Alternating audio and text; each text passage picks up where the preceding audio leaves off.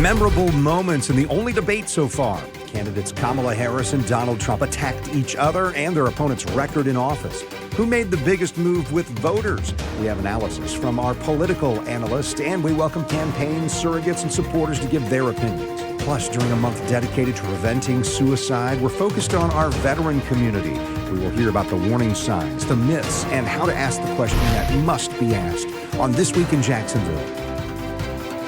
Yeah, so thankful you're here with us today. So more than 67 million watched the presidential debate earlier this week. Will there be another before we get to Election Day? Well, joining us today are two people supporting their respective candidates, two people who have different views of what happened in the debate. Jimmy Peluso is a Jacksonville City Council member. He's here in his private capacity as a Kamala Harris campaign supporter. Joining us from South Florida and the Trump campaign headquarters is Brian Hughes, a campaign spokesperson, also served as the City of Jacksonville's Chief of Staff and Chief Administrative Officer over the past several years. So, Brian, let's start with you. How did Team Trump feel about the debate? Did the former president accomplish what he wanted? Absolutely, Kent, and obviously good to be with you and glad to see my old friends in Jacksonville. But President Trump really had three goals in the debate. One is to explain his pathway forward to restore our economic greatness, explain how he will once again secure the border, and then explain how he will increase our standing in the world, get us back to a position of strength that helps bring stability and peace throughout the world. He did those three things. And quite frankly, had it not been a 3-to-1 debate where moderators actually take an active role opposing President Trump and supporting Kamala Harris, I think we'd have had more of an opportunity to make Kamala Harris accountable for a 20-year record that she seems to have forgotten in the last 50 days. All right, Brian. But from our perspective, we did exactly what we needed to do. And we think that the polling of undecided voters afterwards reflects that. So, Jimmy Peluso, Team Harris seemed to feel pretty positive about the debate. Did the vice president do what she wanted to accomplish? Yeah, I mean, I think it was obvious that there was a winner in that debate, and that was Vice President Kamala Harris. I can tell you, from someone who's just viewing it, she was controlled, she was measured, she looked presidential. And not only did she look it, but she's been acting in the capacity as our vice president of someone who's been in those rooms and has been doing the great work.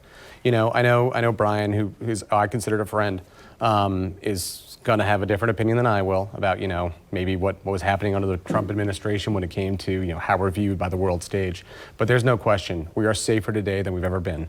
There's no question that with the expansion of NATO and with, where we've seen security for our country, Kamala Harris and Joe Biden, frankly, have been better for this country than any president in the past 25 years. All right. So Washington Post reported after the debate, and Brian, they quoted you. They said, spokesman Brian Hughes said, Trump was interested in debating again, was open to a rematch hosted by NBC later this month, but then by Wednesday morning, Mr. Trump was signaling that he was against it. Brian, we'll start with you. Will President Trump debate again? Well, what President Trump has said is he'll take a look at it. But what's important to note about it is that many weeks ago, first when we had President Biden, and then even after their switch and the coronation of Kamala Harris without an actual primary vote, what we saw was the president willing to accept a number of debates. And then when Kamala Harris took the nomination, we were asked to sort of reinforce that. So President Trump was invited by Fox and accepted it. Kamala Harris rejected that. So Fox had a town hall that would have been a debate had she had the courage to come and defend herself. We obviously had already accepted ABC, and she accepted that as well. And then just days before that debate, she tried to renegotiate the rules. We had always been steadfast on the rules that we were going to debate under. But we went in under those rules.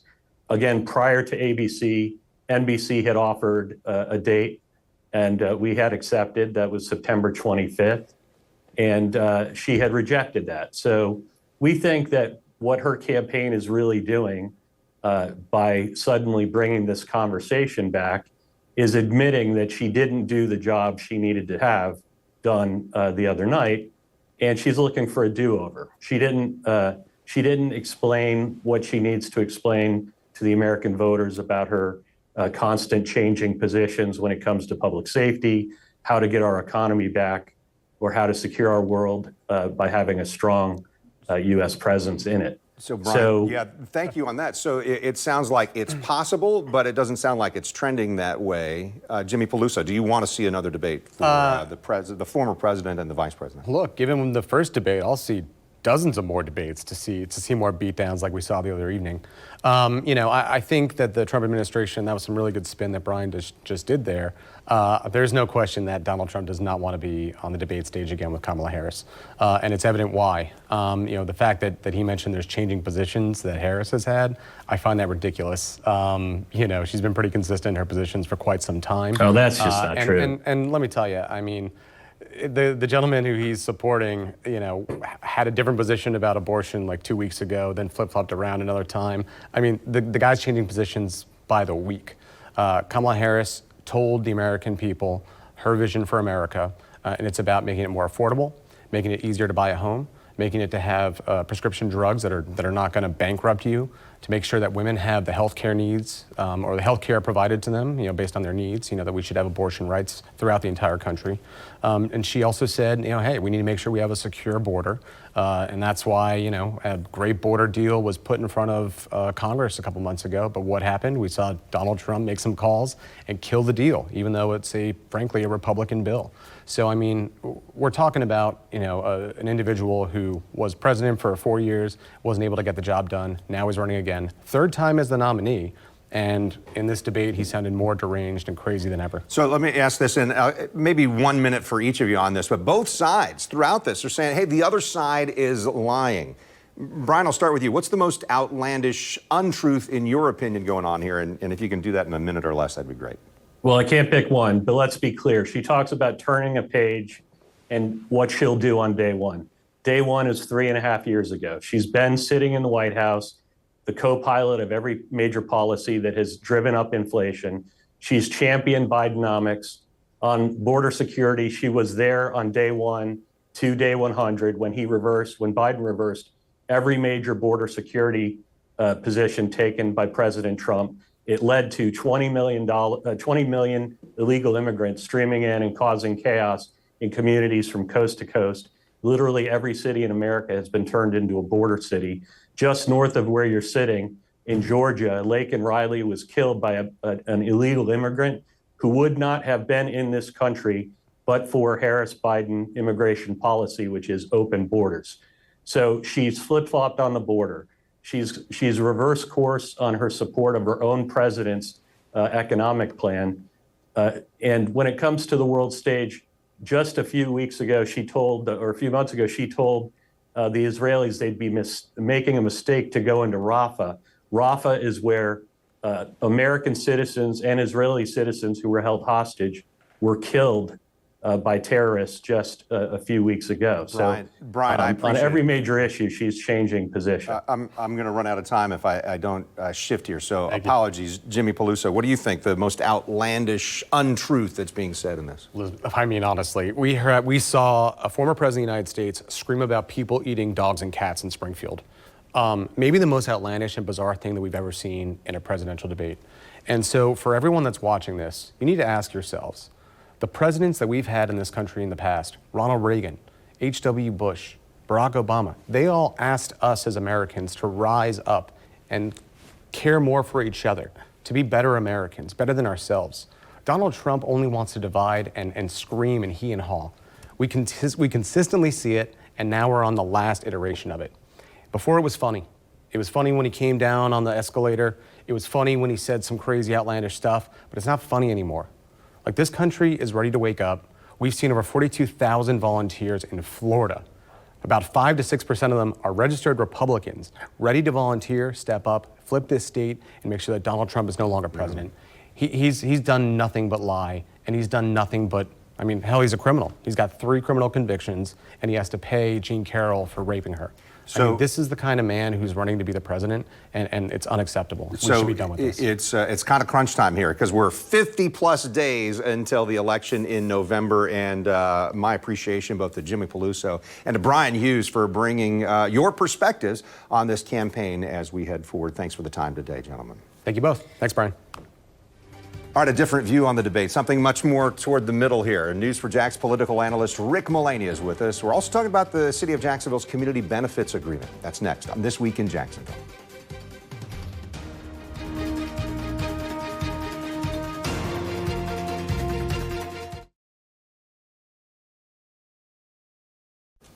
You're watching This Week in Jacksonville with Kent Justice. News4Jax political analyst Rick Mullaney is with us. He's the executive director of the Public Policy Institute at Jacksonville University. So, Rick, we watched the debate together here at the conference room at the station on Tuesday night. Let's put some objectivity on this. You initially said President Trump probably missed some opportunities. Do you still feel that way? Clearly he did. There's a sharp contrast in these two candidates. Kamala Harris was very well prepared. She was on offense. She had Donald Trump on defense. And as part of that offense, she baited Donald Trump. And in taking the bait, Donald Trump missed lots and lots of opportunities. He did not stay on message. For Donald Trump, his message really was to stay on those policy issues in which the public agrees with him. And that, in particular, preferring his policies over Harris and Biden. Inflation in particular, immigration in particular. Another area where Donald Trump missed an opportunity, quite frankly, was the Harris record.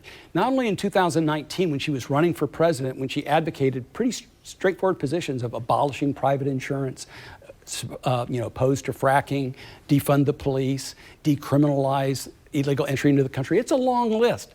But instead of that, he was talking about Ohio and immigrants, eating pets. It really was a miss. And of course, the very first question out of the box, you may argue the moderators were biased, maybe so, but some questions really favored him. Are you better off today than you were 4 years ago? And Kamala Harris didn't answer the question, and he had an opportunity to say, she didn't answer, but I will. Let's talk about my 4 years. Let's talk about these 4 years. So for Donald Trump, it was not really a good night, but in particular, lacked the discipline to stay on message. Is it fair in this campaign, is it fair to point to her record as vice president? She wasn't the commander-in-chief. She's not in the Oval Office making all the policies. And by the way, this was a moment, 9/11, where both candidates, you see them here shaking hands. But is it fair to pin the last 3.5 years on her when she wasn't making the decision? Well, I think part of what Donald Trump's argument could have been, and Republicans, is for the last 3.5 years, as vice president, for example, she's the presiding officer of the Senate. And when there's ever a tie vote, she votes. And Kamala Harris, as vice president, cast more votes than any vice president in the history of the country. And many of those votes were consequential, particularly when it came to spending. The Build Back Better plan, which is $2.2 trillion. The Inflation Reduction Act, in which she passed the deciding vote, $700 billion. And other appointments. So the Trump argument is, yes, and Kamala Harris herself has said she's the last one in the room on Afghanistan voting for spending. I think there's a very compelling argument that Donald Trump could have made that over the last 3.5 years, these are Harris policies. And the argument that he made in his closing, but certainly didn't make earlier, which was she's saying these things, why hasn't she done it over the last 3.5 years? That's also in the category of missed opportunities. Having said all this, we shouldn't take away from her very strong performance. An experienced debater, like I said, she was well prepared. And if this debate for my students in the Public Policy Institute, I'm going to say one side's going to really prepare, one side's not. I'm going to encourage you to prepare because her preparation showed and his lack of preparation showed. I want to shift topics just briefly here. In Jacksonville, the City Council this past week approved the Community Benefits Agreement. That was associated with the new stadium lease and the Jaguars. What do you see in that, and how does it impact not just a sports team, but how does it impact the city? Kent, it's interesting. This is a big priority for the mayor. Important initiative by the Jaguars. And actually, although it's the smaller dollar amount compared to the stadium renovation, it's actually gotten big attention. And that's in part because it's not just about 8 to 10 football games a year downtown. It's about a benefit community-wide, particularly on the east side in those areas close to the stadium. So this was an important package. In terms of history, in the NFL, a historically large package compared to what we've seen in other locations. This certainly was a big priority for the mayor's office and for the city council. It's been much talked about, and you'll see where that's going in the years ahead. We did a podcast earlier in the year where we talked to Mike Weinstein about the funding of it. This is something that you train people on too. When you get a policy proposal, you got to ask the question, how is it going to be paid for? How do you feel about what the city has decided on how they're going to fund this? Well, I have a simple rule, is that if you can get a multi-million-dollar match from somewhere, get the multi-million-dollar match. And the Jaguars were funding a certain piece of this, but they also came up with millions more if the city was going to do that, and the city is doing that. And I think Mike Weinstein Weinstein in particular, did a very creative and thoughtful job in putting together a financial package, both for the stadium and for the community benefit agreement. Yeah, it's interesting that council initially said, hey, we're not going to rush this by the end of June. We'll talk about it during the summer. But really, it comes to fruition for all sides, all parties involved. A healthy vetting process, because there is a question of where is this money going to go. I think council did a good job in being more deliberate about that. But I think in the end, from the mayor's office, city council, Jaguars, they're pleased to see this agreement going forward. Rick Mulaney, thanks for your insights today. Well, stay with us. There's a nationwide push to talk about suicide prevention. We're focused on the issue when it comes to veterans who are much more likely to confront that terrible feeling. Stay with us on This Week in Jacksonville.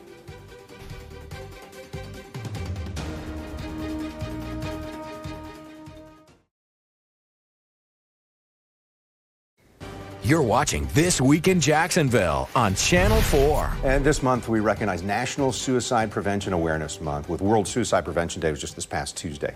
The veteran community is at risk, as veterans are 1.7 times more likely to die by suicide than civilians, with the highest risk happening during and after their transition from military service. So joining us today to discuss this issue, CEO Dan Bean from Canines for Warriors and Clinic Director Jody Beelman from the Stephen A. Cohen Military Family Clinic at Centerstone.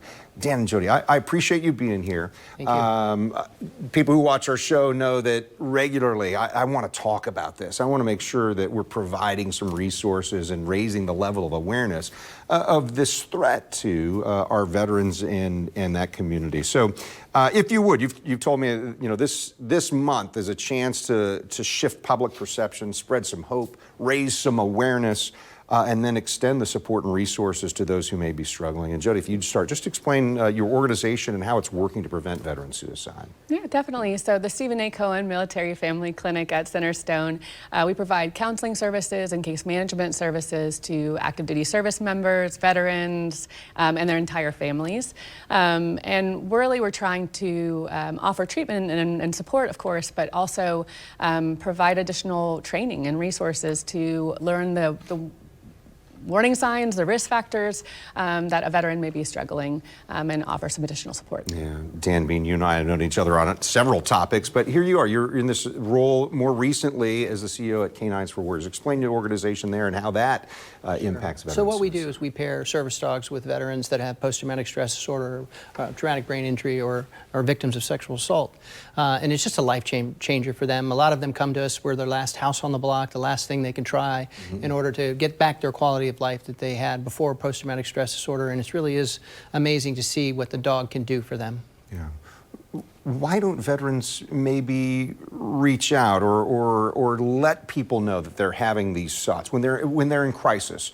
And I think this is not just veterans, it's anybody who's in that kind of mental health crisis. Why don't they reach out and let people know? Yeah, just real quick. As a veteran myself, we're taught to be independent. We're supposed to take care of you.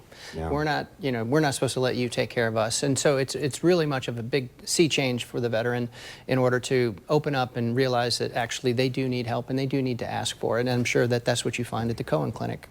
Yeah, definitely. And there's still, unfortunately, a stigma surrounding mental health care and suicide in general. A lot of myths and misconceptions. And so the more we can debunk some of those myths and make it more comfortable for people to ask for help and to access help, then the more likely they are to do so. Well, you each provided some resources here, so I want to take a look at this. What are some of the warning signs? That's one of the things that you were pointing out here. And this has all of, the thought bubbles here. But yeah, it's guilt, it's feeling trapped, it's that desire to escape, it's that hopeless feeling. And certainly when you're having a mental health crisis, feeling alone, and then you do things to make sure you're alone. Exactly. And it kind of snowballs from there, doesn't it? Yeah, it does. Yeah, definitely. And that desire to isolate, to not burden anybody else, especially in your family, with what you may be struggling with is understandable. And the more we can learn about how common it is for veterans who are in crisis to have these thoughts, hopefully the more comfortable they will be to ask for help. And for their family to arm them with resources and knowledge as well.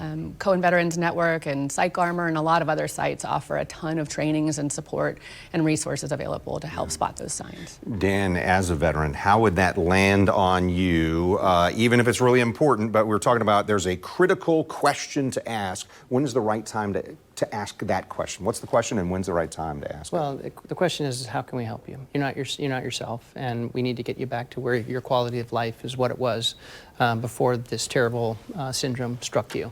And you just have to ask them, and you have to be prepared for them to say, I'm fine. And then you have to repeat the question and keep after it. And so as they get more reclusive, more despot, you need to be even more aggressive. And one way to do it is to have other veterans talk to the veteran. Find shipmates or folks that serve together with them and say, have them call. You know, Facebook has really opened it up for folks that they can communicate and just have them intersect with that veteran that you see is spiraling really more and more out of control. Yeah, it is that issue where as somebody who cares about somebody else, hey, I want to be effective, I want to be helpful, I want to be respectful. So sometimes it's hard. I don't want to push, but if you notice that somebody is in crisis, if you notice that somebody needs that help, it is worth it to push. That's certainly what I'm getting. So I know both of you have resources there. The Fire Watch is in Northeast Florida and really making a difference throughout the entire state.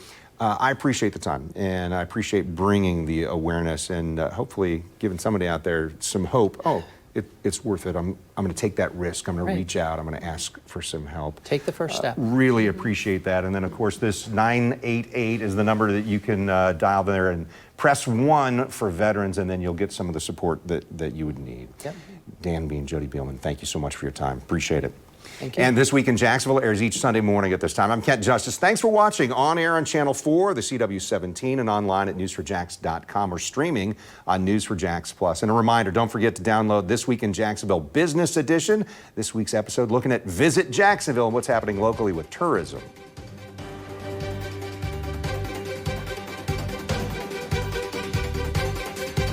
See why every day more people are choosing News 4 Jax, Northeast Florida and South Georgia's #1 source for local news.